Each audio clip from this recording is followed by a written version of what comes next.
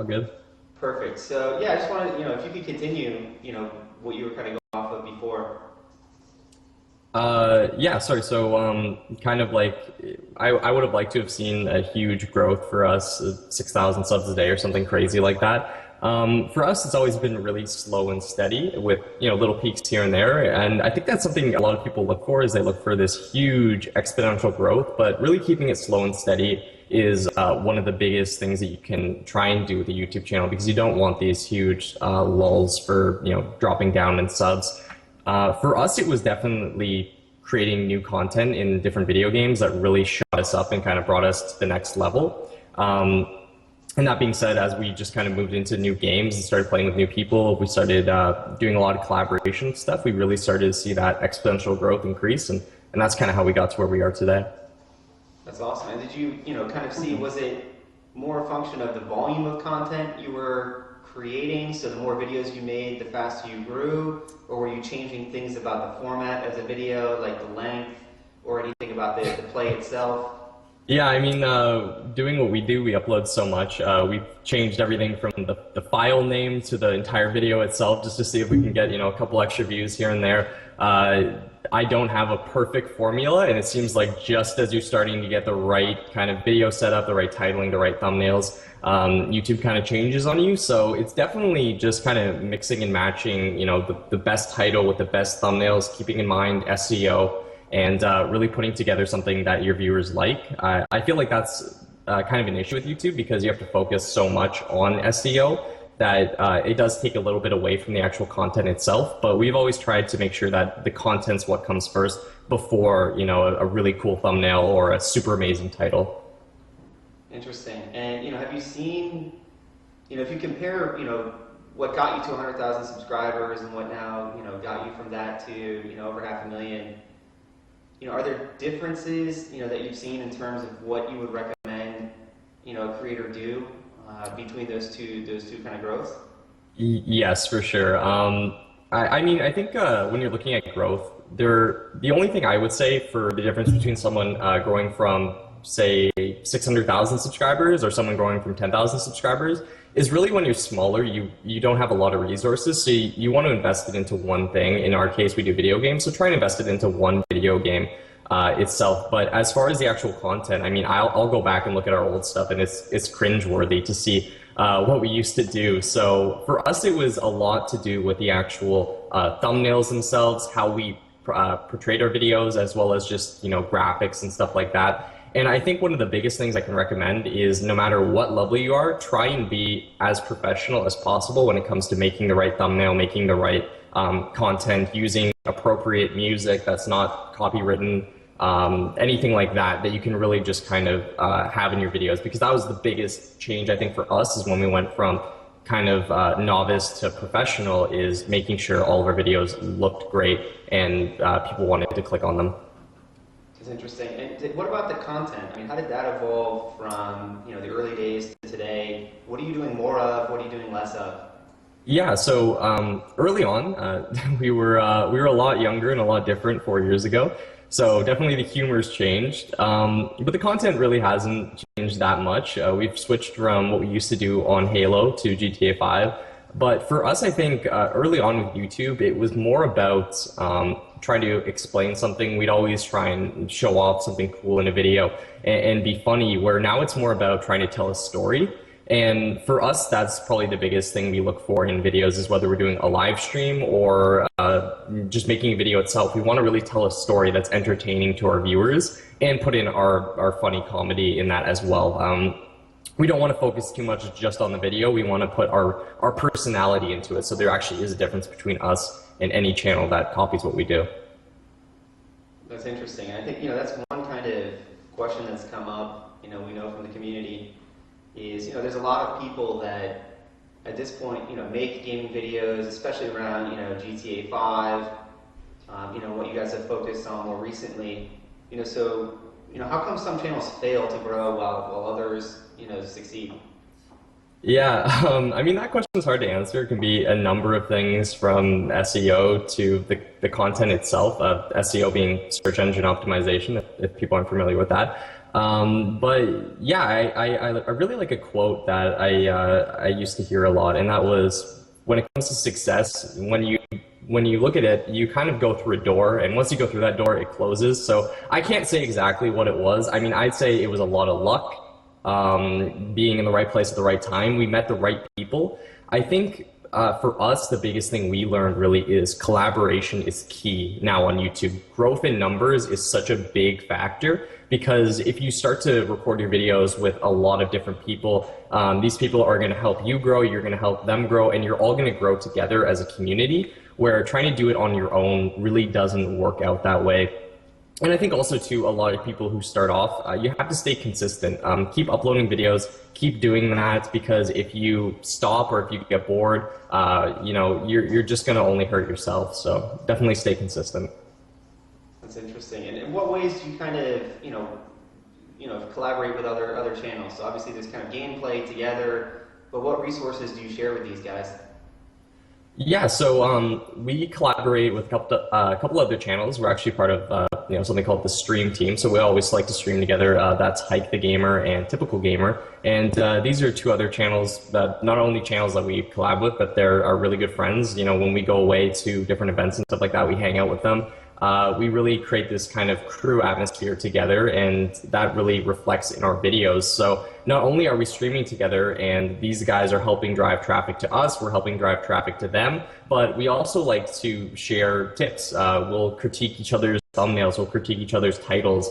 If we learn something about YouTube or how we can improve, we'll help each other out. Even if someone has a video that they really want to do well, we'll go and we'll help promote that. So it's that kind of group attitude and working together that really helps out just beyond simply recording together. Excellent. That's really interesting. You know, in terms of, let me ask actually kind of a different question just to change gears. So, Sure. Around analytics, right? So you obviously collaborate to grow, you build a lot of new original content, you're evolving, it sounds like, to different games that come out. So you have kind of a tentpole strategy, you're doing different kind of SEO optimization, good alignment between thumbnails and the content, all of these kind of creator basics. What in the analytics tells you if you're doing it right? Yeah, so analytics are tricky, and they're definitely something you can spend hours looking at, and they can be very, very depressing sometimes. So I don't like to look at them as much as I probably should, but they are super helpful. I think for us, the biggest thing to look at when you're looking at your analytics is two things, and that's to look at other people's analytics on top of yours, because a lot of times you can get into the mindset, oh, we're doing so badly, views are going down, subscribers are going down. But then you go and you look at everyone else's, and everyone's doing badly, and it just happens to be that time of year. Maybe it's September when everyone goes back to school, and there's less subscribers. The main thing to look at in your personal analytics to know if you're doing well is the viewership retention. The longer you have the eyes on your video, not only is that going to help your video with views because YouTube will rank it higher, but it lets you really know if people are enjoying your content. I mean, if people are clicking on your content for 30 seconds on average, then you know you're doing something wrong. Maybe you have an amazing title or an amazing thumbnail, and then they're not getting that same value from your video. So it's really about creating that value and seeing it progress over your videos, depending on if you make 10-minute videos, 20-minute videos. You really want to catch those eyes for as long as possible. That's interesting. And so what kind of are the metrics that you think might sound interesting, but people should pay less attention to? Yeah, probably. I mean, views and subscribers, those are the most important, but the problem with views and subscriptions is they're so finicky. They can change, they can go up, they can go down. Obviously, if you're seeing a large growth or a large decline, there's something there. But I feel like you should pay less attention to the views and subscriptions because depending on the time of year, they could really fluctuate a ton. And they'll just kind of get you bummed out. Obviously, it's important to know if you started a new series and your subs are going down, what that is. But definitely try and pay more attention to the viewership retention. Yeah, 1,000%. I think, we see a lot of data on our end, and, clearly, subscriptions and views are almost a byproduct of successfully thinking about other metrics. It's Yeah. not that they're not kind of the starting point that people Yeah, kind of exactly. think. They're kind of the end point. And so when people are thinking of developing an actionable strategy, I think we've always kind of agreed with what you're saying, that you should start with something like retention. Show do people love the content? Yeah. So that's really cool to hear you say. I'm going to just give a couple questions that we've had come in. So we have user Eric who says, if you were a small channel, how would you recommend attempting to collaborate with larger channels? Yeah, so if you're a small channel, it's definitely hard. I mean, I think some people in the community will view you as someone they don't want to work with. Obviously, if you have 100 subscribers and you try and go and contact someone with 1 million subscribers, they're not going to perceive the same value. And I think you have to look at yourself as what am I in terms of my views, but also the value you create yourself in the videos. I mean, if you have 1,000 subscribers, but you're hilarious, people are going to view you as a higher value. And so kind of looking at who you can really match with is something so important. For us, I like it when people want to collaborate with us. If they send us a video and they say, look, this is what my content looks like. This is how funny I am. And I'll go look at the video before I even look at the subscribers, because that's what I'm looking for in someone that I collaborate with, someone that's going to add that value to my videos. And, as a bigger channel, just to kind of think about this the other way, what do you think that, the smaller guys just assume about big channels that, is not correct? I mean, I think they assume that with bigger channels, they're gonna just shoot them off, or they won't read their emails, and that's not true. I mean, some channels are like that. They won't want to collaborate depending on the subscribers, but I think a lot of bigger channels are they're really looking for people, not your channel. They want good people that they can work with. So definitely, if you're going to send someone, an email, make sure to include your channel. Tell them a little bit about yourself.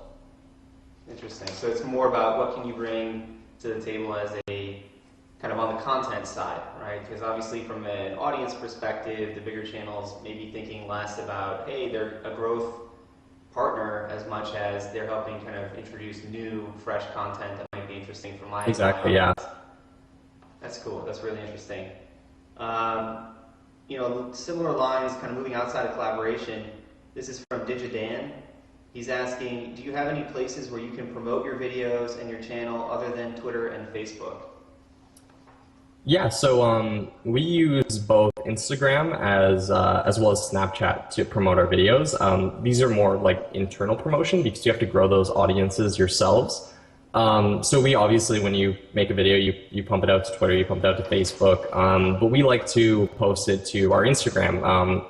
We'll post a picture maybe of us just hanging out and be like, hey guys, we uploaded a new video.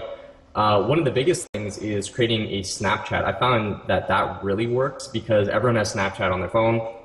They'll see it come through and, just make like a 5-second little video and say, hey guys, we just uploaded a brand new video. You got to go check it out right now. Because YouTube and Twitter and Facebook, they're not always the best place to pump out your content. It kind of gets lost in everything. So I do find that those two really work well, especially if you're doing something like a live stream and you want to rally everyone quickly. That's interesting. And do you guys ever kind of go into, forums or other places where people are discussing, some of the games that you guys create content for and post it there? Or is it typically done through social media? Yeah, we tend to keep it to our own social media. We've tried Reddit. Reddit is a great one, but that can be a double-edged sword. For us, we found that people in those forums don't typically like our content. So it depends. Like if you have something really cool, maybe you're showing off like a cool tricks montage, they might really like it. But for us, we posted it places and people have loved it, and we posted it to Reddit, and it's one of the most downvoted things on the thread. It's telling us how unfunny we are. So it can really vary depending on where you post it. So make sure you assess the audience beforehand, because you could just bring a lot of hate to your video if you're not careful.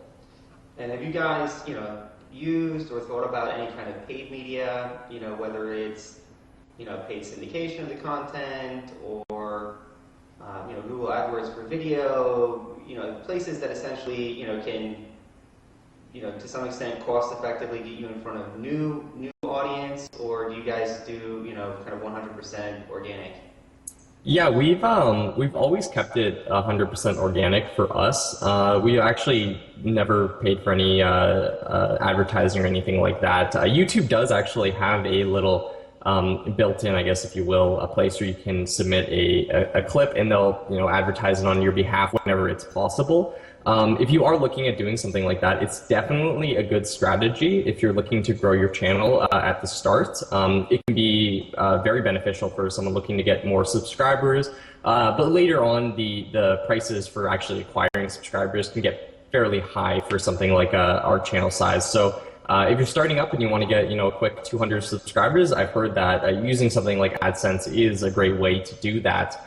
If you have the financial to do that, but for somewhere our size, it just doesn't really work out. That's interesting. That's very interesting, actually. Cool. So I have a kind of a left field one from Almighty Chaz, who asks, "What kind of microphone do you use when recording?" Yeah, so I use currently now the Razer Siren. Shout out to Razer, those guys are awesome. They sent me this. I absolutely love it. It's a professional microphone.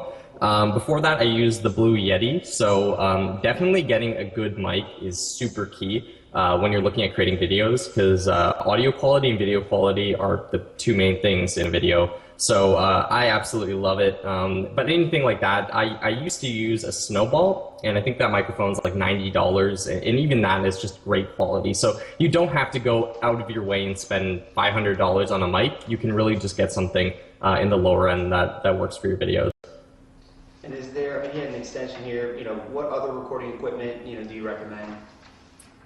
Yeah, so starting off, depending on what you're doing, if you're doing like a console game, then definitely you want to look at something like a capture card, an Elgato capture card, or even an AverMedia. Those are two really important things. When I started off, I had a old capture card. I don't even know, it wasn't even a capture card, it was like a DVR, and I had a crummy laptop that took about a day to export a video. So it's really what you can afford when you're first starting up. But I think getting a good capture card, a good mic, and then just having a computer that you can edit and get your content out with is really important. And then, once you progress, we've got mixers and all the bells and whistles, but just those key components are all you really need. Interesting. And you mentioned in there that you had, I guess, someone send you a microphone from one of the companies, as kind of a sponsorship, or how did that kind of opportunity come about? Yeah, so we pair ourselves with brands every now and then to do promotional stuff for them. Razer actually sent us a few different things. They sent us the mic and some headphones that we also use. So they were really kind about that. You can definitely, if you're a channel, look into that, because brands like to see that you can promote their products in your videos so that your viewers will see it and potentially want to purchase it. And that's kind of how that works for us. So we've had the pleasure of getting a lot of really awesome stuff from different companies, and we're super thankful for it. So this is just one of them, and we absolutely love it. So it's definitely something you can look into. And at what point, just thinking about sponsors starting to reach out to you, at what point did that happen? Was that, 10,000 subscribers, 50,000, 200,000? Like, when did you start to see that pick up, or was it, always kind of consistent? Yeah, we started to see it happen around probably like 50,000 subscribers. They weren't the best sponsorships, but definitely like around 100,000. That's when it really became a large part of our channel. And it's kind of just progressed from there. It's the same people. We've worked with a lot of really cool brands like Ubisoft, EA, just to name a couple. And yeah, we've loved doing stuff with them. Recently we did some stuff for 2K, and you really just start off small, doing small deals, and then you kind of work your way from there. And then yeah, that's basically what we've done. And have you seen that the sponsors have largely been supportive of just how you guys want to build your content, or have you seen them try to influence the content, and if so, how have you kind of helped mitigate for that? Yeah, we've definitely had some sponsors in the past try and tell us exactly how they want it made and what they want in the video, and typically you can always turn down a deal, so we turn down anything that we don't feel adds anything to our content or if we really disagree with the brand itself. But for the most part, sponsors are pretty open to working with the video it's or whatever you're creating, because they want their brand to get out there. So a lot of times if we're doing something like an unboxing video, they'll want just an unboxing, where I'll tell them, well, it might be a little bit more beneficial if we play GTA 5 and do the unboxing in the corner. And so that's really where that's kind of come from. Oh, sorry about that. That's a sponsor calling you up right now. Yeah. Getting deals at the moment. But yeah, so that's basically what we've done. And for the most part, we've never really run into anyone who's been trying to mitigate how we make the content. And if they do, we just say we don't want to work with you. Very, very cool. Is there an additional... Okay, can you still hear me, Jake? Yep. Okay, so there's a question in the Twitch chat right now, going back to the recording software part. Sure. From JNS Games, he asked, how would you recommend recording audio for 2 people commentating on a game? Yeah, so there's a couple different ways to do that. Probably the best way is if you're on a Mac.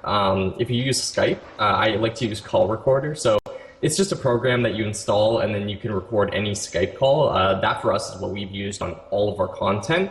If you have a PC, different recording software such as like OBS works well for recording audio.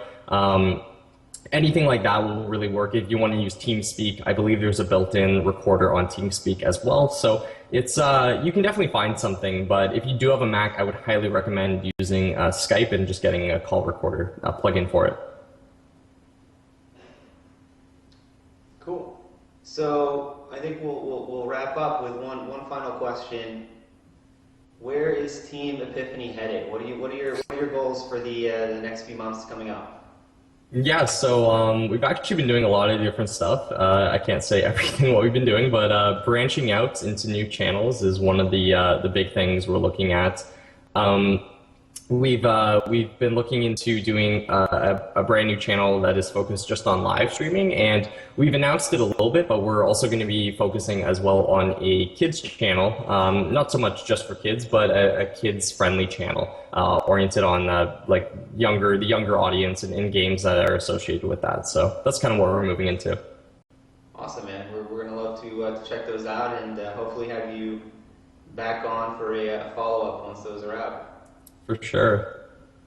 All right, Jake. Thank you very much for your time today.